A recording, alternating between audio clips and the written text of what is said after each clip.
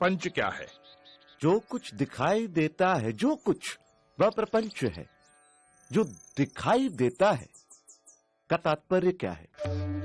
जो दृष्टिगोचर है, मन और इंद्रियों का विषय है, जिसे मैं स्वयं जानता हूं, वही दृश्य है। जो दृष्टा है उसे कौन जानता है?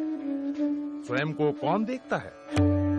उस स्वयं, उस आत्म को देखने के लिए किसी की सहायता की जरूरत नहीं पड़ती। जैसे सूर्य को प्रकाश के लिए दिए की जरूरत नहीं पड़ती, वह स्वयं प्रकाशमान है। यह संसार कहां से और कैसे आया? यह सृष्टि उससे और सिर्फ उससे आई। वह कौन है? वह ब्रह्म है, वह ईश्वर है। वही अपनी माया से इस संसार को रचता है। वह ही रचनाकार, पालक और इस जगत का संहारक है। ब्रह्म इस संसार की रचना, पालन और संहार कैसे करता है? जिस प्रकार मकड़ी अपने जाल की रचना करती है, उसी में विचरण करती है और फिर उसी को निगल जाती है, उसी प्रकार ईश्वर संसार की रचना, पालन और संहार करता है। जीव क्या है? जीव आत्मा है। वह निर्विकार स्वयं है, परंतु अविद्या के प्रभाव में आकर वह स्वयं को मन और शरीर समझ बैठता है।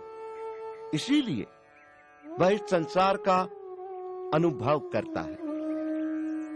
अविद्या क्या है? अनात्मा को आत्मा समझना, निर्विकार को विकार युक्त समझना और इस संसार को ही सच समझना अविद्या है। तो विद्या क्या है? आत्म का ज्ञान विद्या है। सा विद्या या विमुक्त है, वह जो हमें सारे दुखों, पीड़ाओं, बंधनों, अज्ञान, प्रतियोगिताओं, भ्रम और भ्रामक कल्पनाओं से मुक्ति दिलाए, वह विद्या है। जो हमें द्वैत के भाव से,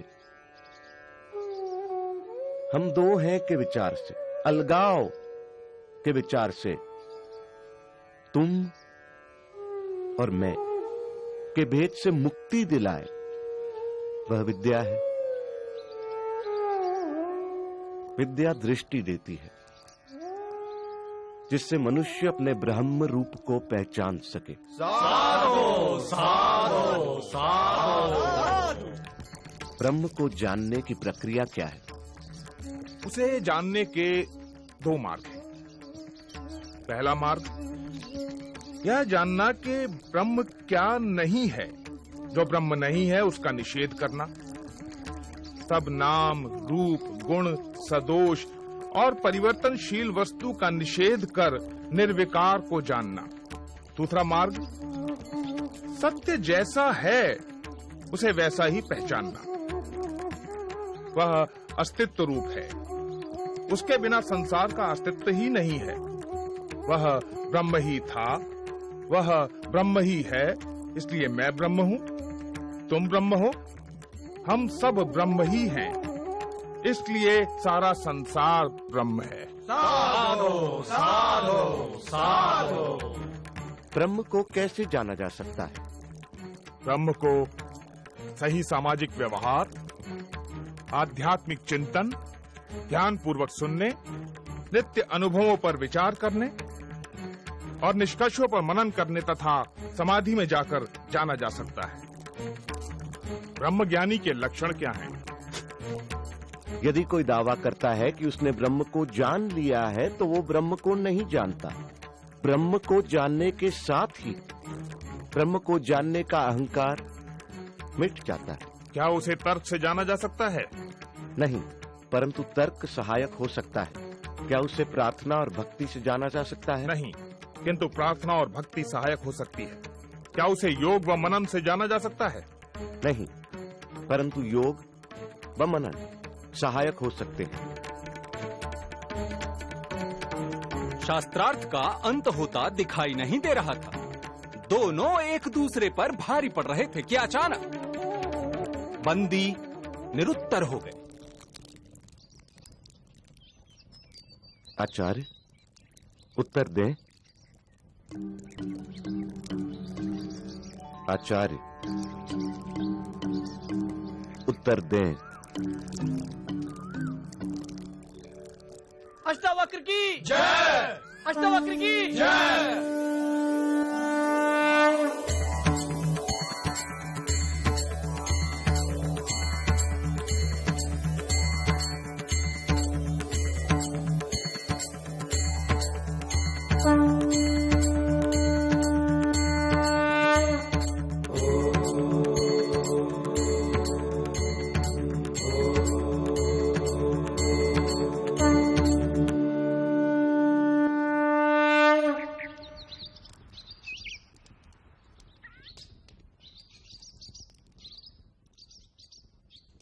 मैं अपनी पराजय स्वीकार करता हूं।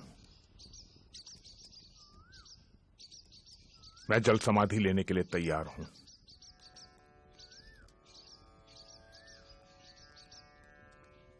मैं आपको जल समाधि देने नहीं आया हूं आचार्य बंदी। याद होगा आप सबको कि आचार्य बंदी के अभिमान के कारण और इस प्रथा के कारण कितने निर्दोष विद्वानों की जान गई। आचार्य बंदी, याद करें आचार्य काहोड को। मैं उसी आचार्य काहोड का पुत्र हूं।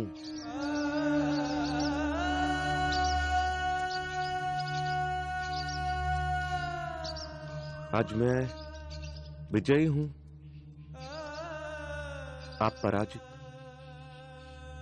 मैं चाहूं तो आपको जल समाधि दे सकता हूं, परंतु मैं ऐसा नहीं करूंगा आचार्य बंदी। क्षमा ही मेरा प्रतिशोध है। मैं आपको क्षमा करता हूं आचार्य बंदी।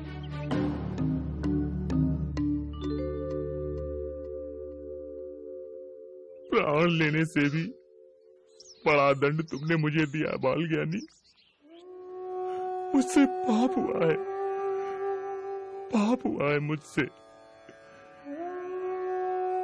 पाप। पश्चाताप की आग से बड़ी कोई आग नहीं आचार्य बंदी।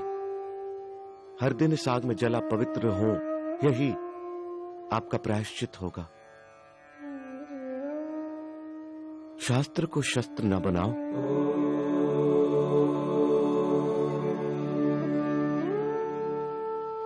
महाराज, शास्त्र जीवन का विकास करते हैं, शस्त्र जीवन का विनाश। जितना पुराना है हिमालय, जितनी पुरानी है गंगा, उतना ही पुराना है ये सत्य। हिंसा से कभी किसी ने किसी को नहीं जीता।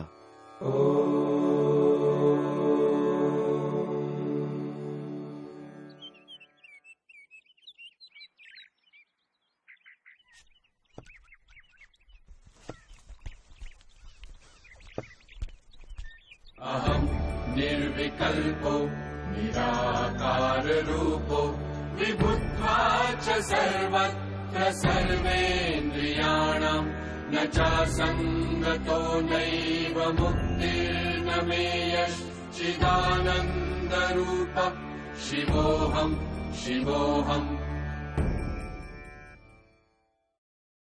और उस दिन के बाद महाराज जनक ने जीवन लेने की यह प्रथा बंद कर दी। विवेक जीता, अहंकार हारा। अष्टावक्र ने सच कहा था, जितने पुराने पर्वत, जितनी पुरानी नदियां, उतना ही पुराना सच कि हिंसा से कभी किसी ने किसी को नहीं जीता।